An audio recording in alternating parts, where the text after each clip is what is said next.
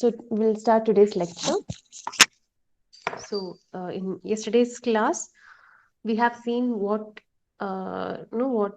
is the process of how a survey should be conducted for transportation planning. Like what are the stages in any survey, right?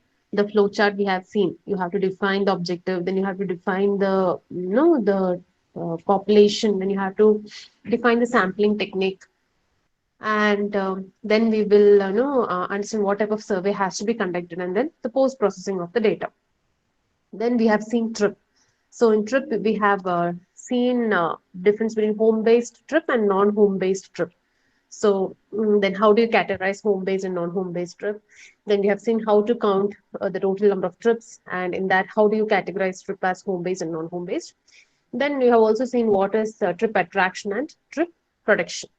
Okay, and then we have seen origin and destination. Then what are the types of movement? Then also we have seen cordon line. Then what is cordon line survey? And also we have seen what are the sources of data, right? You have the primary data source and then you have the secondary data source. From that you prepare and also you get the inventories of the existing condition. Okay.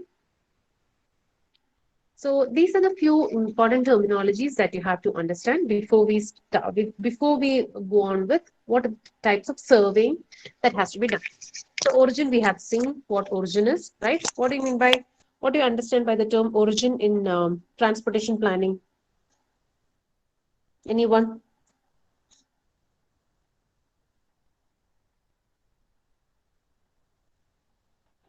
Starting point, ma'am.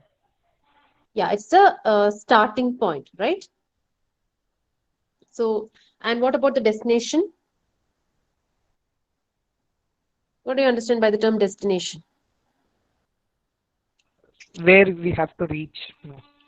Yeah, so it is actually, for if you consider a single or if you consider trip, right, it will be unidirectional. You're not considering bidirectional there, right? So in any unidirectional or in a single direction trip, you have the origin wherein the person starts and the destination, right? So for any origin, for any survey, okay, or for any trip, you have an origin and a destination. Then you have seen origin, destination, then trip, you have seen what trip is, then or a person trip, then mode. Okay, so these are the few terms that you have to remember. Mode is nothing but what type of transportation is being used, right? So what are the different modes of transportation that you will depend on when you have to reach the your college? What are different modes of transport that people depend? College Anyone? bus. Bus, ma'am. Yeah, college bus, then Bike. yeah, bike, BMTC. then BMTC. yeah, BMTC, then there are few who might be walking. Then there might be people who use cycle, right? I don't know whether anyone is cycling in your class. So cycle, then car, right? So mode is nothing but what type of transportation service. So that is actually when you have to come to college, and otherwise you have the, you can depend on rail, you can depend on the flight, or even you can depend on ship. So these are the different mode. Okay. So a mode is nothing but it describes what transportation services are being used by the residents in a typical region. That is mode. Modal share means, like, if I take a locality, like if I take Avalahalli, okay. So let us take there are 1,000 people here. Okay, the household unit or the population, or the number of people are 1,000. The number of trips that happen in a day, okay, in Avalahalli, let's assume it to be 2,000 number of trips. Okay. So does it mean that 2,000 trip means there should be 2,000 vehicles to be used? Is it necessary No, that ma'am. 2,000 trip means 2,000? No. See, if from a single house itself, if three people are going out, maybe two are going for work or one is going for job, that actually have three trips. But that doesn't mean that there should be three vehicles to be used. So if there is the total trips are given, like if 2,000 trips are given, how these trips are being proportioned, that is nothing but the modal share. For like 2,000 out of 2,500 trips are in bus. Okay, then 300 is in two-wheeler. and the remaining 200 is in four-wheeler. Okay. Yeah, and then the remaining, yeah, we have considered 2000. So let's take that 1000 is in in BMTC, then 500 is in two-wheeler, then maybe 300 is in four-wheeler, and then the remaining 200 might be walking. Okay, so that proportion of trips by any given mode out of the total trip by all modes, that is nothing but the modal share. So we will see in the next module how to compute the modal share based on the number of trips given. Okay. Then the purpose of trip. So why that trip is being made. So usually we no usually for serving it is like two classification. One can be work or work related, okay, or home based. Okay. So in work related you have going to work or going somewhere outside. Right. So that is how you categorize the purpose of the trip. Then household, I have told you. What do you mean by household? It is a unit for any survey sample. Okay. So it can be, people who see, if you consider a single house, it can be maybe a hostel room, it can be a PG, or it can be your own home. So it need not be that the people are related. Okay. So people can be related or unrelated, but they are living in the same location. That is nothing but household, a group of people. Okay. It's a group of people who can be related or need not be related, but they live together in one or sorry, in the same location. There's nothing but household. So these are the terminologies that you have to use for in urban transport planning or in any transportation planning. Origin, destination, then trip, then mode. Okay, next time if you find that mass rapid transit system or two-wheeler, that is nothing but mode. Okay. Then household is again corresponds to group of people who are related or unrelated. Then you have the modal share, then the purpose of the trip. So I hope these terminologies are clear. So now we will quickly see the different types of survey that we have.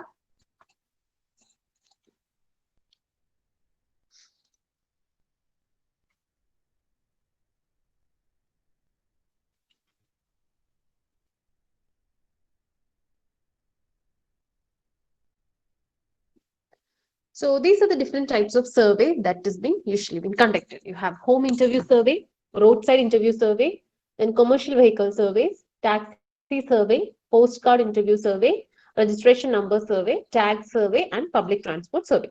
So first we will see, and then further looking at the type of the survey, you should be able to explain what these surveys are. So what might be this home interview survey? Anyone? Visiting each and every home and asking questions and doing something.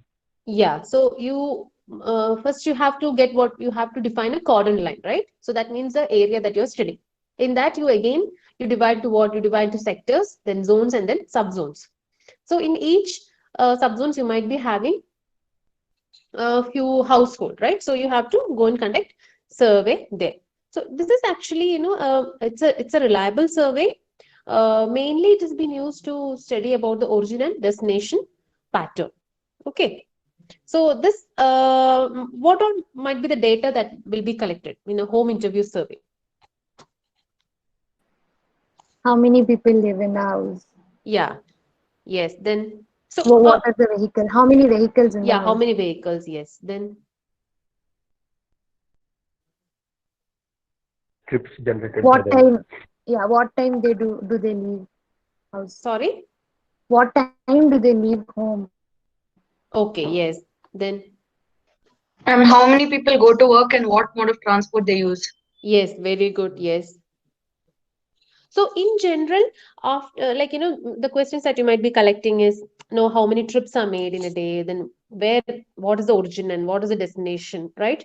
Then what is the purpose of the travel or what is the purpose of the trip? Then how are they traveling, like mode of travel? Then yeah, as you have told, the time of travel, time of departure, and time of arrival. Okay, so and also you will be, getting details about the household characteristics, like the income, because based on the income also the travel pattern will be changing, the mode of travel will be changing. Income, then age, then how many people are there, then what is their gender distribution, then whether they own the vehicle, and if they own the vehicle, so how many number of drivers are there in that household, right? Family income, etc. So in general, they will be getting what the travel pattern of the residents also will be obtained. Also, the general household characteristics, right? The first part of questions that we have discussed was the travel pattern. Second was the characteristics of the household, right? So we will see in detail. So home interview survey can be conducted mainly like in three ways. One can be like telephone survey. That means you call at the household and you can ask the questions. Then next is mail back. That means either you send a form to them and they are expected to send it back. And then face to face. So out of these three, which one will be a reliable mode of home interview survey? Like you can only say.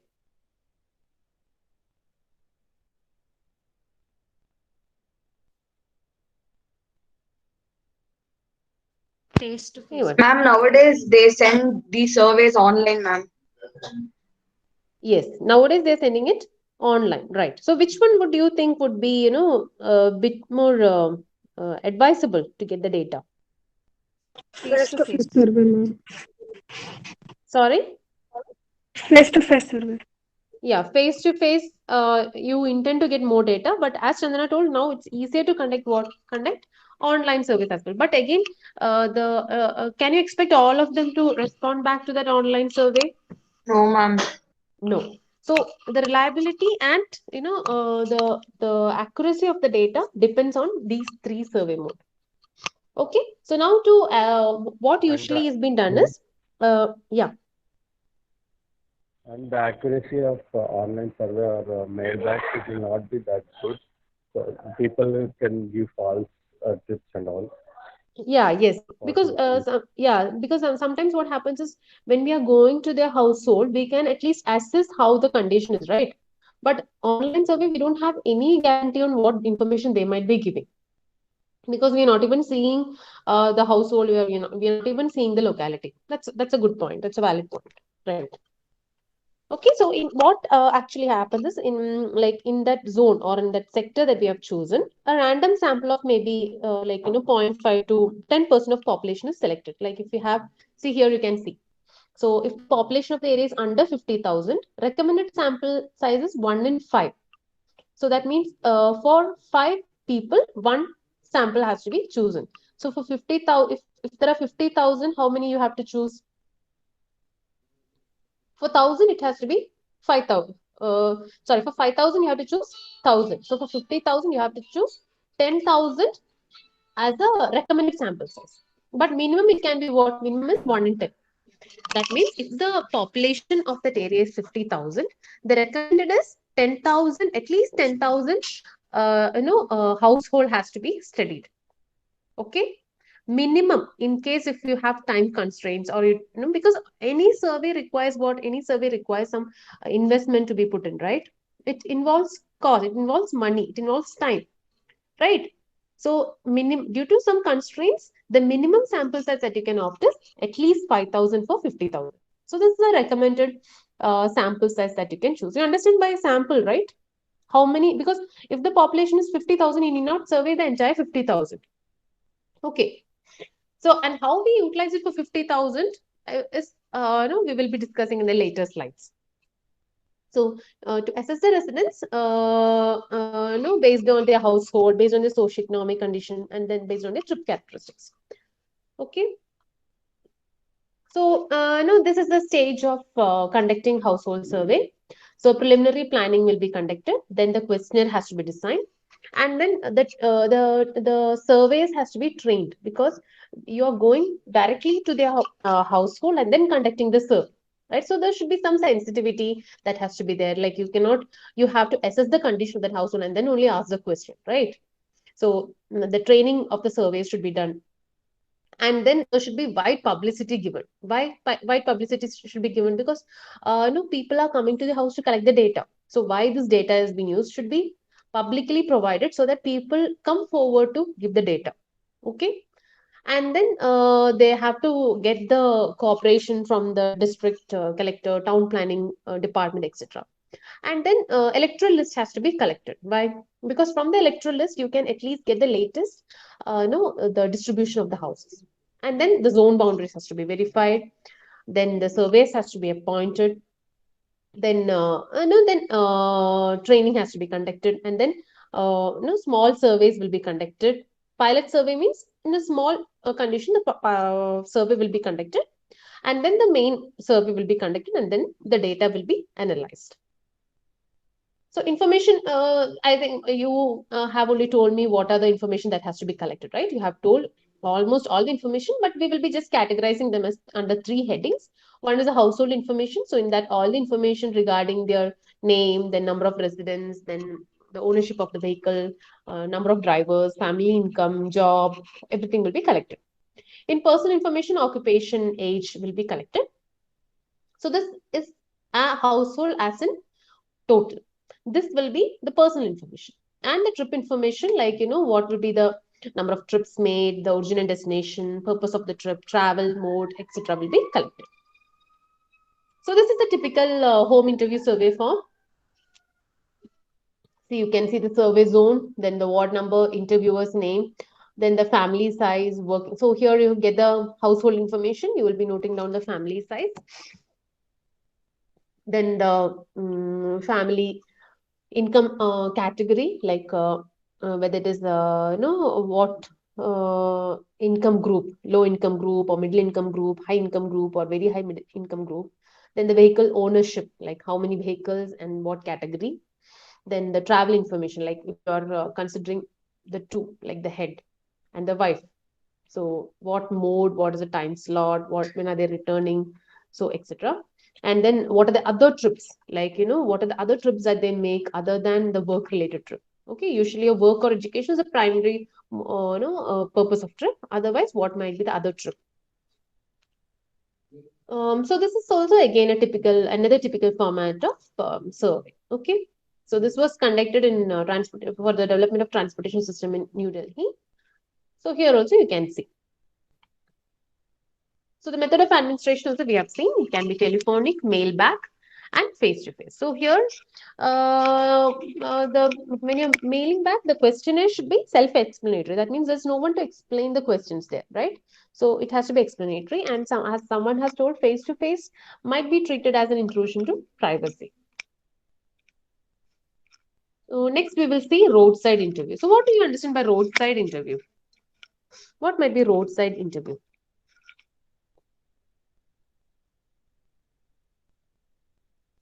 Anyone?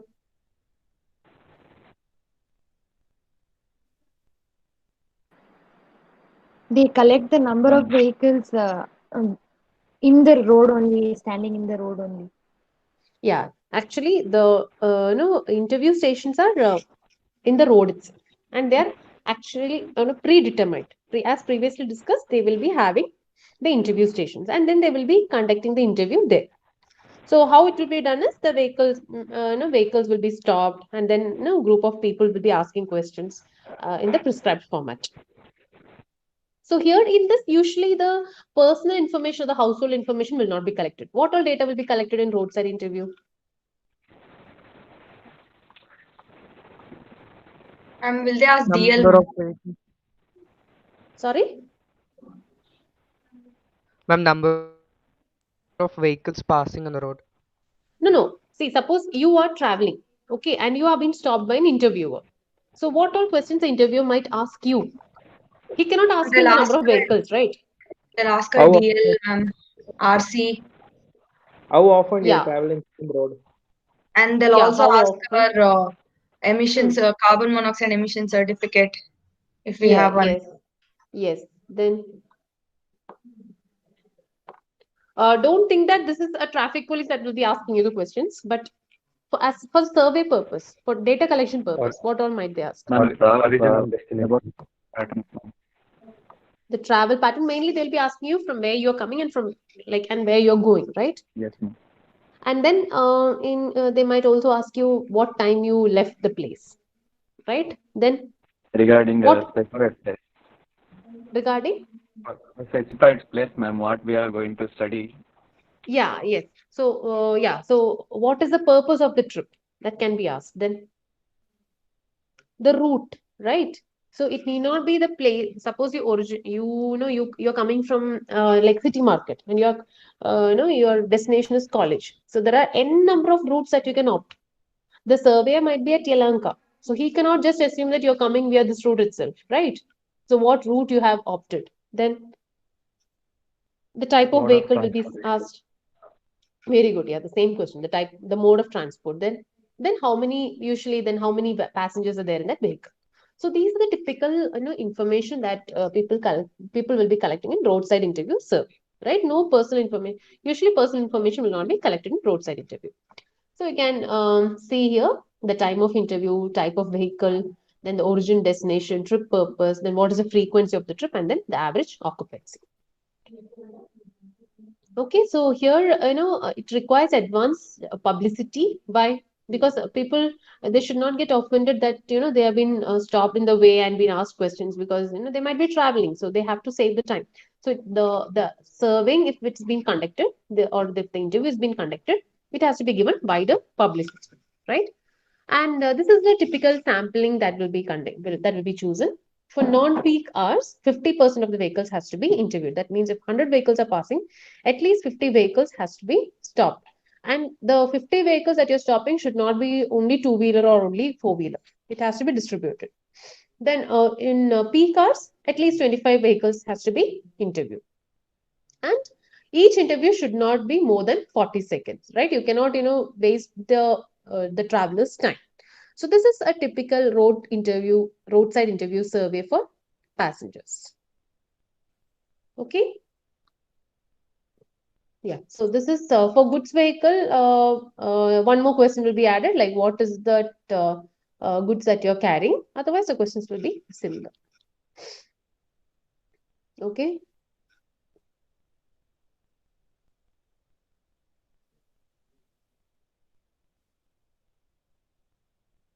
So here, rather than writing these spaces here, they have given the legend like vehicle type. So the vehicle type, you can just mark 0, 1, 2, whatever. Then the land use and then the trip purpose. So next is the commercial vehicle survey. So what do you understand by commercial vehicle? Logistics. No, before that, let's just see what will be the disadvantage of this, or what will be the advantage of roadside interview. Yeah, we will discuss advantage and disadvantage also. What might be the advantage of roadside interview? Ma'am, real-time data will get, ma'am. Yeah, you get the real-time data and you get the data in a short duration, right? You quickly get the data. Then, what might be the disadvantage? Ma'am, whole day we need to stand in an interview, which is like tedious, ma'am. Yeah, it's a tedious work, and even then the passengers will also not be interested to stop the vehicle and then answer the questions, right?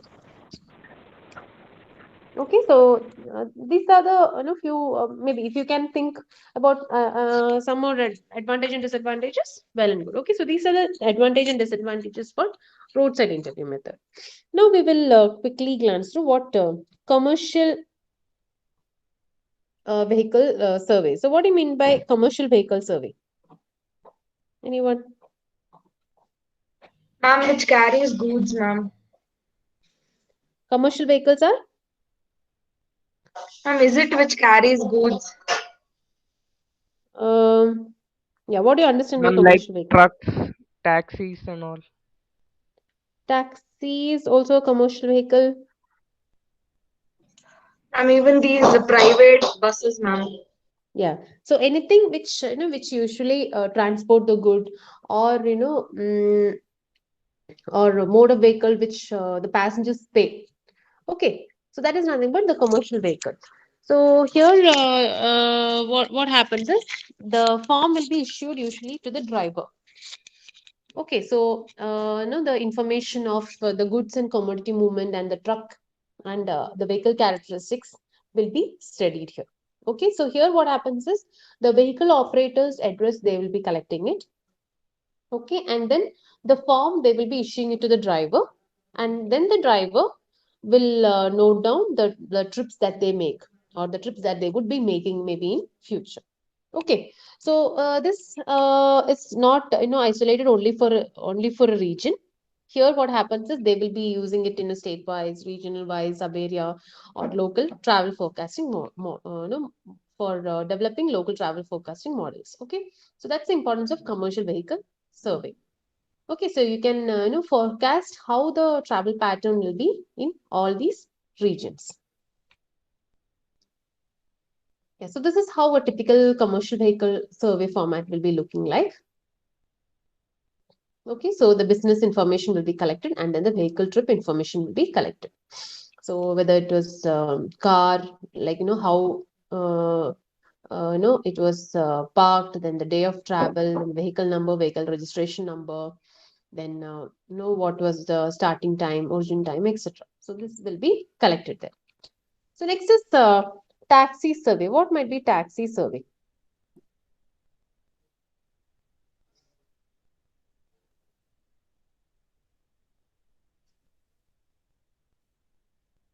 So, taxi survey need not be conducted in all the area. Usually in urban areas, like if you look at the condition of Bangalore, right? The number of taxis that are there, or there is a sizable number of taxis in Bangalore, right?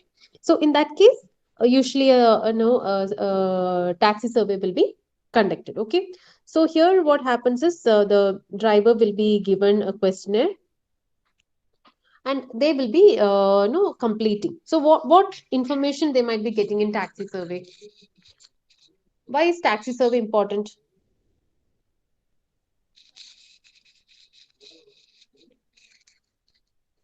Yes, why should they conduct taxi survey? To estimate the number of taxis in a region or in a city. Yeah, and the frequency of its operation, and then you can see how the number of passengers that might be opting, right? If most of the cabs, if you see, it might be just the driver and one passenger. So how far the share mode is being active. So that is why taxi survey is being conducted. So then you have the postcard interview survey. So postcard interview survey, what might be this postcard interview survey?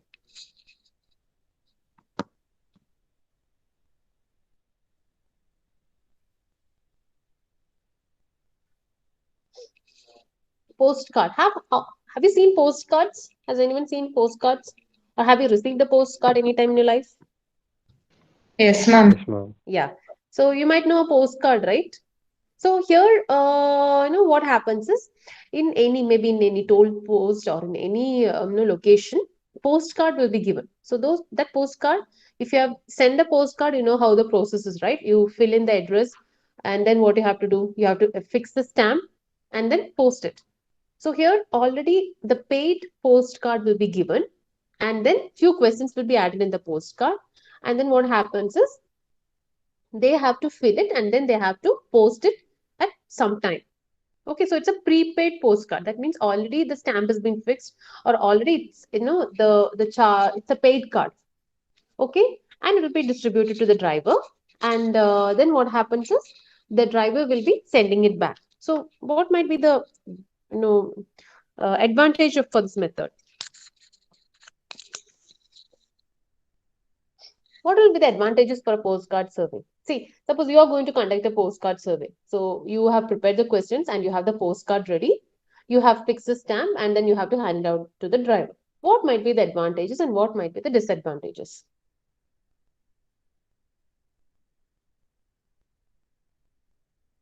Anyone? What all will be the advantages for a postcard interview survey?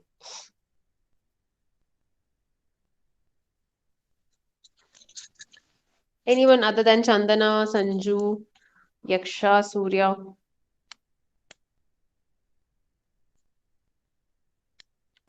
It saves a lot of time, ma'am. It saves a lot of time because you're not, you don't waste your time in asking them questions. You just hand over the postcard to them. Right. But what might be the disadvantage? Again, if you are the surveyor and you have given the postcard, so what might be the disadvantage? You're not guaranteed to get the answers. Very good. Yeah. It's there's no guarantee that you might be getting the the postcard back, right? And the response might not be that great. So next we have the And registration. also, if the Yeah, address is changed, then they won't receive it, ma'am. yeah, that is also there. Yeah, true. But usually, the surveyors, we might be giving, or they might be providing the address of their office itself. Yeah. So but yeah, again, they have to send it back quickly. Okay. And again, if they wait for 2 to 3 months, the pattern of their travel or the pattern of the trip might change.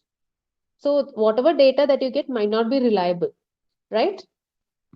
So that's a good point. So next we have the registration number survey. So what is registration number?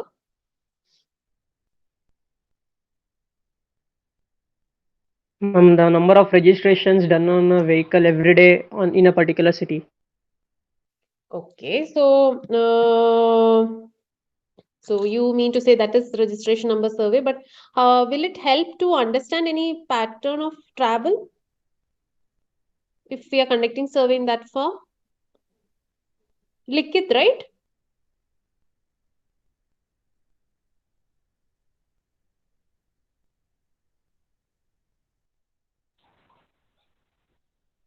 What might be registration number survey? Yes, ma'am. We will be knowing how many vehicles do pass over in that area because of the registration. Yeah. So in registration number survey, how will you be conducting the survey then? How will you conduct the registration number survey? Ma'am, if different Ma'am. plate vehicles come inside, then we'll get to know about them, ma'am. Okay, but that's again quite vague. So how will you be conducting? Yeah, someone was about to answer. How will you be conducting the registration number survey? So always assume that you are the survey and you have to get the data. Ma'am, So how will you conduct the survey? Yeah, through toll gates. through toll gates. Okay, you will be in the toll gate, and then how will you observe? What data you will observe? Ma'am, by registration number, ma'am. Yeah, you note on the registration number. Okay, let's assume that you are in Devanhalli toll post and you have observed the registration number. And then what can you do with the registration number? So actually, only one survey station will not be helpful for conducting registration number survey, right? So maybe Sanjay is at Devanhalli toll gate and he note down the registration number for one vehicle. And we can find, there might be maybe Gaurav, he is in some other location. And he will be noting down the registration number at that point. So finally, you will be getting a data of registration number at different locations, and then you can understand the origin and destination pattern to some extent, right? So here the what might be the advantage of you understood how the survey has been conducted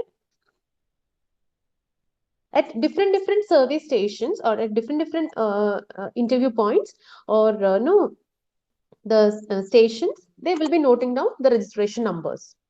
It need not be in the same route, but in the same zone. Like, if we are conducting survey, few students are in front of BMSIT. They will be noting down the registration number of vehicles that are passing by. Okay. Then few students might be in, maybe in Puttanhalli. They will be noting down the registration number of vehicles that are passing by. Then few students will be again at Yelahanka. So is it necessary that all the vehicles which started from BMSIT has to reach Yelahanka? No, ma'am. No. So that is how this registration number survey will be conducted. So what will be the advantage and disadvantage for registration number survey? Ma'am, will the Doesn't surveyors interfere traffic, ma'am. questions or just record the numbers, ma'am? Sorry? Will the surveyor just register the numbers or will they ask questions? No, they will be just registering the number. That's it. Maybe in a signal they might be observing. Usually, no, they don't stop the vehicle or anything. Only registration number has been noted. Okay. So what will be the advantage then?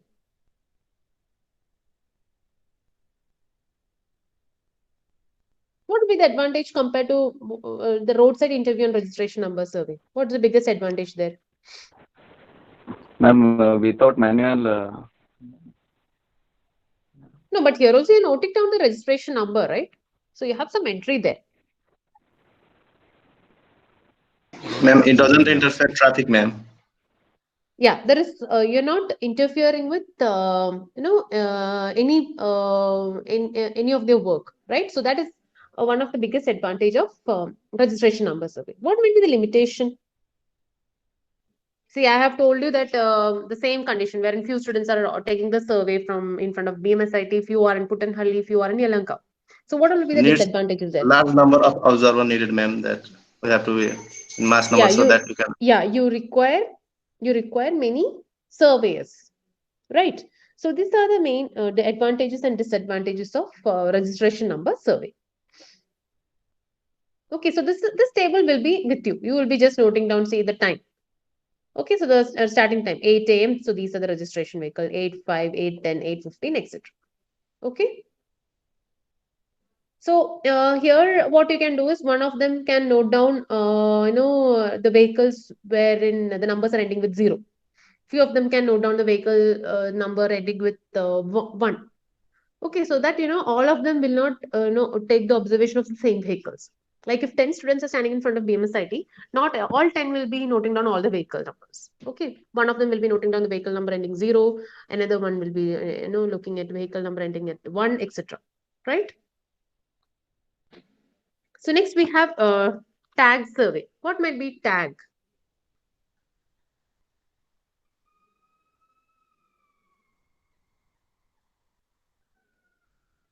So here in a typical tag survey, what has been done is, like if you are, at some point in a road, okay. So what the surveys do is they place some colored tag, like at one station they might be giving red color tag, okay. So this vehicle will be moving and they reach some other station. From there, what happens is the survey will be collecting this red color tag. So that means they understand that this vehicle has originated from this station. So again, let us take the same condition, same situation where you have BMSIT, Putanahalli and Yelahanka. So from BMSIT, you are giving the tag, red color tag. And if the vehicle is going towards, maybe towards Kenchanhalli, that means just before Putanahalli, you have a left. So there if the vehicle is going and you are surveying there, so you take the red tag. So what does that mean? That means the vehicle has originated from or the vehicle is coming from BMSIT side. Okay. So here what happens is different color tags will be given for different survey stations. So the vehicle will be stopped and then at the exit point, the tags will be removed. Okay. Is that clear? And from this, you can also understand the journey time as well. So what time the tag was been fixed and what time it's been removed. So the advantages, this method is simple, but the disadvantages, it's difficult to handle all the vehicles and the sampling also has to be done. Then in public transport survey, the interviewer usually enters the public transport and then conduct the survey there. So these are the few information that might be collected in public transport survey, like accessibility, then the time, then the customer care attributes and the comfort, security, environmental impact. Okay. So these are the few surveys that will be conducted and what are the outputs and what is the use for these surveys. So in today's class, we have seen the different types of surveying that has been conducted, mainly household interview, roadside interview, then tag survey, public transport survey, commercial vehicle survey. Okay.